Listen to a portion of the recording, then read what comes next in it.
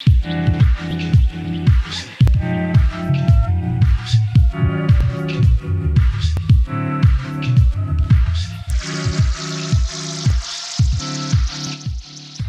everyone, Congresswoman Ayanna Pressley here, representing the Massachusetts 7th Congressional District. I want to begin by thanking the Survivors Agenda for convening us today. It is both an honor and a privilege to join you in virtual community. Now, for generations, survivors and advocates have fought to shine a light on harassment and abuse. We have shown up, we have marched, we have told our stories. We know that most of the work doesn't take place in public. It is in the late night phone calls when our trauma wraps us up in a chokehold. It is in the tearful conversations whispered in confidence. It is the slow and steady work of helping each other heal and rebuild. I speak from personal experience when I say the path often isn't linear. For many, getting to that first step can take years, if they ever arrive there. At times, we find ourselves on the precipice of a political or cultural breakthrough, it seems. Folks are often inclined to claim a lucky break, a strike of lightning, or a once-in-a-generation moment. But behind every breakthrough, every movement that caught fire and captivated the nation, there are hours of sweat equity, invested in the struggle for justice. Now, as we work towards a more just nation, it is critical that we fortify ourselves with a vivid image of what the future looks like. A day to come where we walk amongst our brothers and sisters in community in a nation that lives its values out loud, a world that not only believes survivors and centers their struggle for justice, but also holds consent, bodily autonomy, and liberation and safety as the standard. I've said to survivors at organizing meetings, in personal conversations, and on the floor of the House of Representatives that what I want for every survivor is justice. I firmly believe that justice is a critical step in our healing as individuals and as a survivor tribe. We know that statistics are startling. Less than 1% of perpetrators are brought to justice in a court of law. But when I speak of justice, the future I dream of is not actually defined by the confines of a courtroom or even trauma-informed judges on the bench, though yes, that would be a victory. The justice I seek is bolder. I seek a world where survivors are believed and validated and supported. I also want a world where within a generation, the number of those impacted by sexual violence plummets. I reject any narrative that says that we as a society have to tolerate this behavior.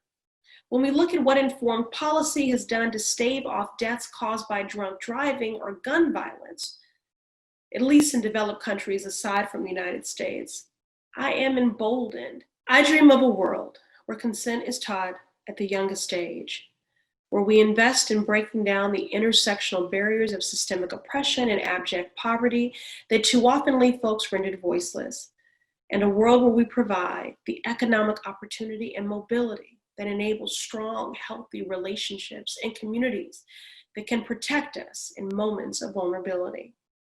Our stories, the inflection points of the survivor community organizing, and our collective power, they matter.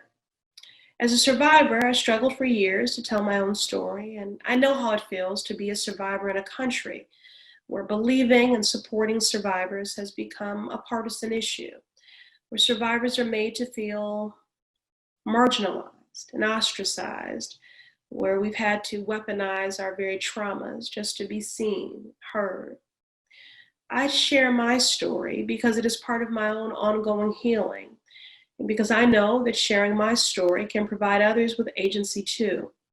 Since I began sharing my story publicly, I've been humbled and moved by how many survivors approach me to share their stories, folks from every station in life and every background. At a walk for the Boston Area Rape Crisis Center, which I've participated in every year for a decade now, a woman approached me, and she told me that hearing my story encouraged her to tell her daughter and her husband about the assault that she had experienced decades ago, In fact, she had been coming to this march, this walk for years, supporting her daughter who was a survivor. And her daughter didn't know all along that her mother was a survivor too. Experiencing assault can send us reeling, make us feel voiceless, marginalized in deep and dark ways that I still struggle to put words to. But I know in my own healing, reclaiming my agency over my story has been an important part of my moving forward. Survivors should be able to disclose when, how, and whom they want to. A colleague confided to me how liberated he felt when a friend reminded him that he is in control of whom he discloses to. There is no shame, no fault for him to hold, and it should be his choice when he's called upon to share his story. Assault steals our agency, so reclaiming our agency as we heal is critical. It does not get easier to disclose. The phrasing comes to me in a way that feels familiar now, but the words cut deep all the same every time. During my 2018 congressional campaign, many times well-intended journalists would engage me in a line of questioning that amounted to relitigating the details of my childhood sexual abuse and campus sexual assault. In those moments, I would aim for composure and grace, reminding myself that the public life I've chosen brings with it intrusive questions all the time. I'd be lying if I said it didn't feel like a second violation. Those interviews would be triggering and at times very frustrating for me and members of my staff who are also survivors.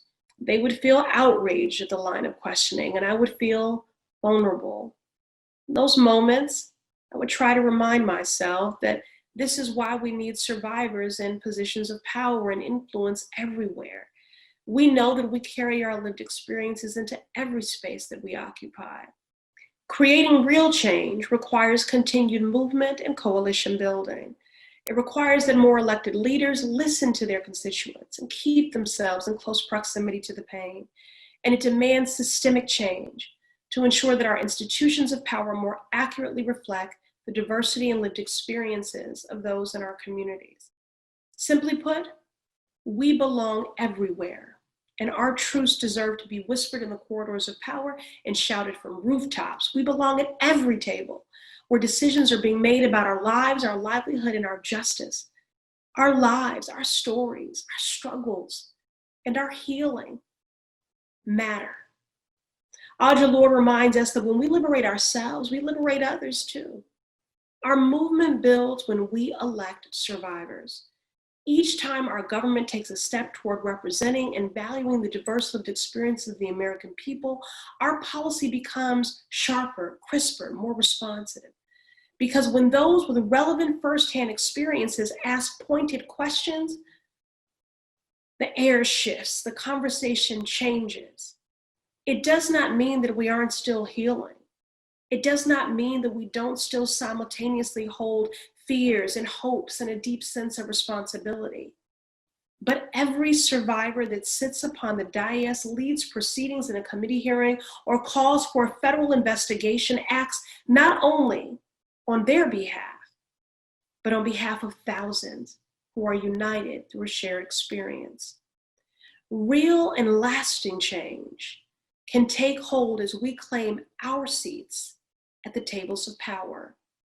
And believe me, we are just getting started.